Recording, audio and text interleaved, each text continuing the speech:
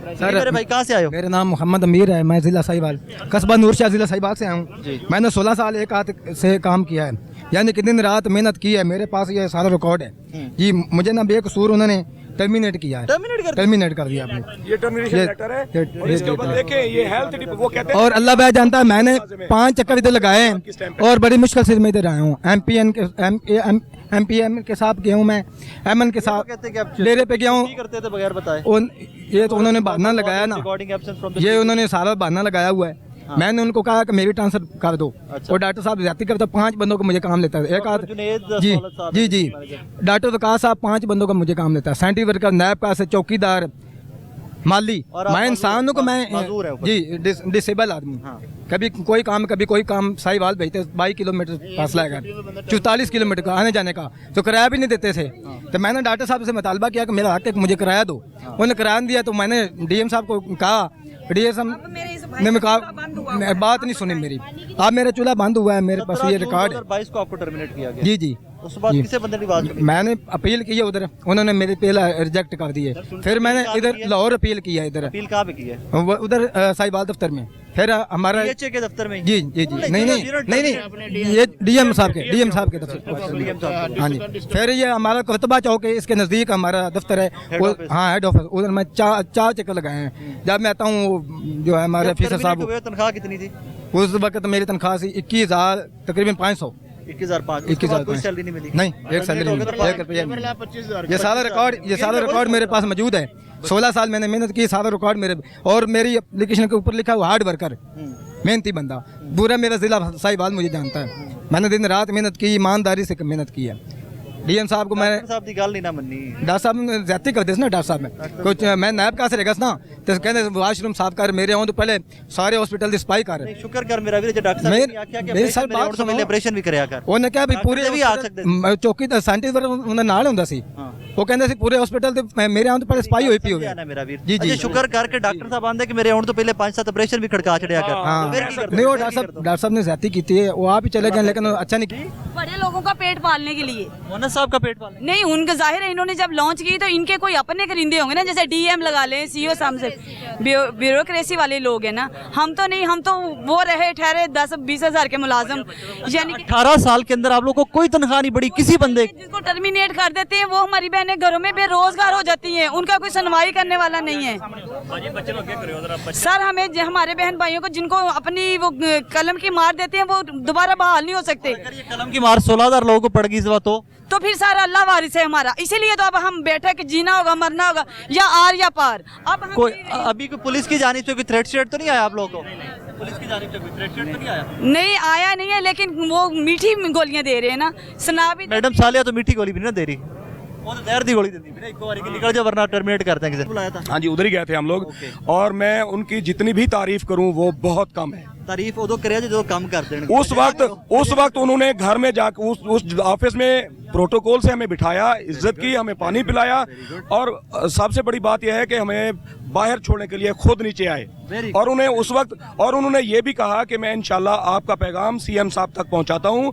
यहाँ कंफ्यूजन चल रही थी कि सीएम साहब है ही नहीं, तो हमने उनसे उस वक्त कंफर्म किया कि सर हमें ये भी कंफर्म कर दें कि सीएम साहब हैं। तो उन्होंने कहा कि जी 100% वो कल रात से वापस आ गए हैं, ठीक है ना। तो वो वहां पर हैं, उन्होंने हमारी बात सुनी है। हम यही उम्मीद कर रहे हैं कि उन्होंने हमारा पैगाम सीएम साहब तक पहुंचा दिया होगा, और इंशाल्लाह वो हमें रेगुलर करने के लिए हम यही उम्मीद लेकर बैठे कि यहाँ पर आएंगे इंशाल्लाह हमारे पास, इंशाल्लाह। साले सईद साहब ने जो हमें धमकी दी है उस पे हम एजिटेट करेंगे, उस पे हम जो है ना भरपूर एहतजाज करेंगे। साले सईद साहब के अगेंस्ट हम तो बड़ा उनको सॉफ्ट समझते थे, बड़ा काइंड समझते थे, लेकिन उन्होंने जो लैंग्वेज इस्तेमाल की है हमारी डेलीगेशन टीम के साथ, उससे हमें बड़ा ज्यादा अफसोस हुआ। और मैं साले सईद साहब को पैगाम देना चाहता हूँ कि टर्मिनेशन करनी है तो सिर्फ 5 लोगों ने की नहीं करनी, ये 5,000 या 6,000 लोगों की करनी है इकट्ठी। 16,000 की सब करे ना, सारे फारग करो फिर आगे।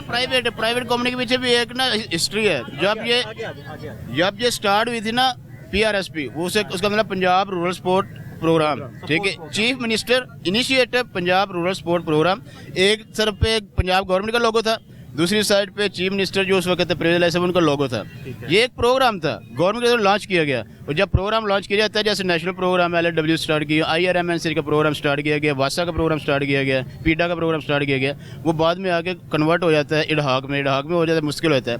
इन्होंने ये गेम किया कि जब दूसरी हुकूमत आई है ना, उन्होंने अपनी वो जो हत्या करवाती मुखालफत, दूसरी पार्टी हुकूमत आई है, उन्होंने इसको जनाब कन्वर्ट कर दिया है प्राइवेट कंपनियों में, सियासत की जद में उन्होंने इसको कर दिया है प्राइवेट कंपनी में। वो जो 56 कंपनीज का स्कैंडल है, तो इसके ठप्पा लगा दिया उनको, ये कंपनी जी प्राइवेट होगी। अब हमें क्या मालूम था, हमारे डिस्ट्रिक्ट में अगर कंपनी ना आती तो हम भी हेल्थ में होते।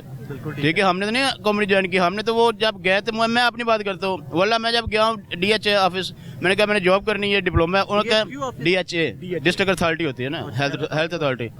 वो जब गया जी नहीं, उन्होंने कहा कि आप ना जॉब हमारी बहन है, अब जो हमारी सरकारी जॉब है वो PRSP वाले दे रहे हैं, आप उधर जाएं। अब मैं सरकारी जॉब लेने PRSP गया हूँ, मुझे मिल गई। अब मेरे माइंड में था कि सरकारी जॉब है, जब न कि अगली हुकूमत है तो उन्होंने इसको प्राइवेट कंपनी कर दिया। कॉन्ट्रैक्ट साल का होता है, ये बड़ा कानूनी खिलवाड़ हो रहा है इसका। ये भी हो जाता है ना आगे जाके, ये बड़ा कानूनी किस्म का खिलवाड़ हो रहा है। कानून की निगरानी हमारे साथ जो है ज्यादती की जा रही है। उन्होंने कभी भी हमें कॉन्ट्रैक्ट 1 साल से ऊपर नहीं दिया, और 1 साल पूरा भी नहीं, पता वो 11 महीने कुछ दिन, जैसे 3 महीने का होता है तो वो 2 महीने कुछ दिन देते हैं। ठीक है, वो आप समझते हैं चीज़ को।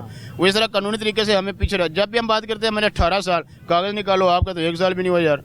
ठीक है, ये चीज़ है, ये टेक्निकल मार दे रहे हैं हमें, और समझ नहीं आ रही हमारी डिप्लोमा असली है। वही फैकल्टी के डिप्लोमा है जो हेल्थ वालों के पास है, वही नर्सिंग काउंसिल के बहनों के डिप्लोमे हैं जो दूसरी LHBs के आयाज के पास है, मिडवाइज के पास है।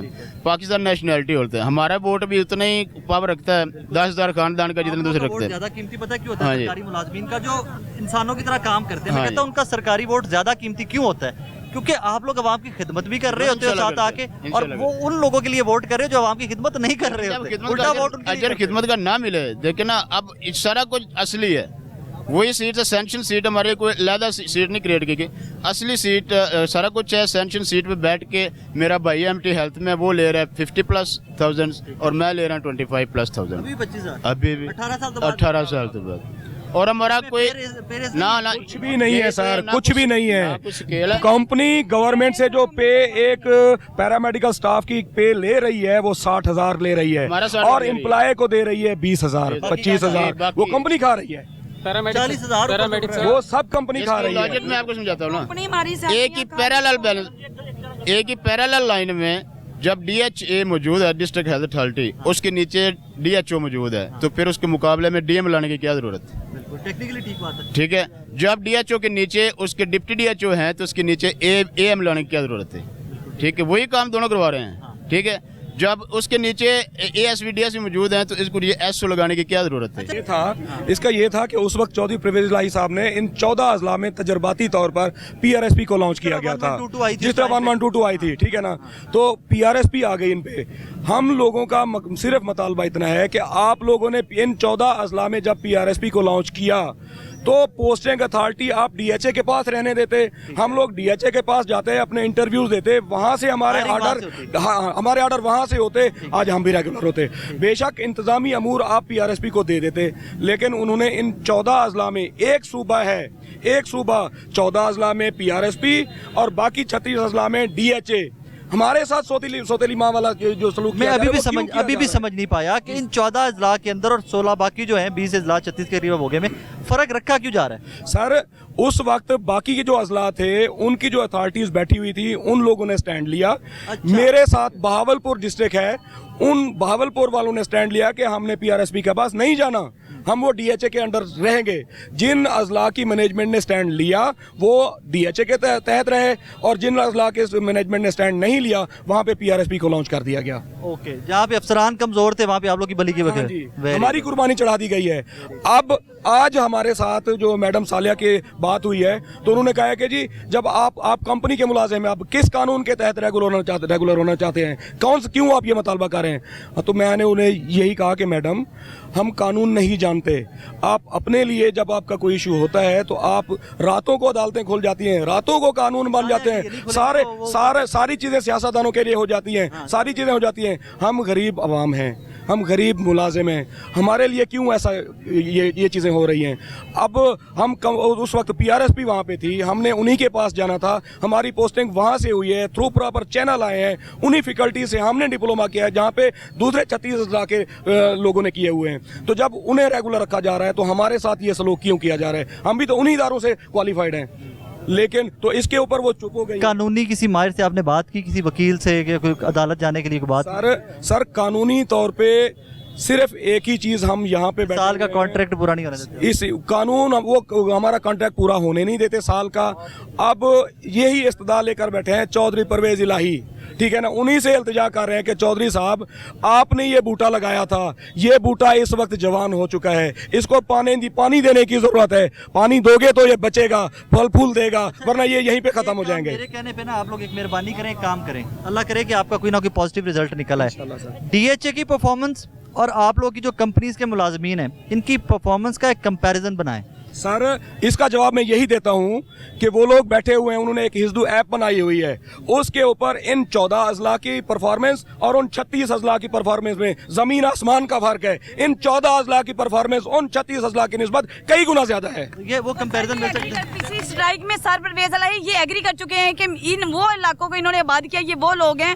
राजा बिशारत साहब कानूनदान थे हमारे, जब हमारी ये हुई है उधर पिछली स्ट्राइक पे, पिछले साल ये मार्च में। अच्छा, राजा बिशारत साहब तो जिम्मेदार मिनिस्टर्स में से थे, वो तो उनकी आवाज सुनी जाती है आगे। लेकिन सर देखें पिछले साल भी हम इसी तरह से आई पहुंचाई वाने वाला में, ये हमारे मौसम जो आए हैं आज हसन मुर्तजा साहब अभी भी हमारे साथ यकजहती का वो कार्य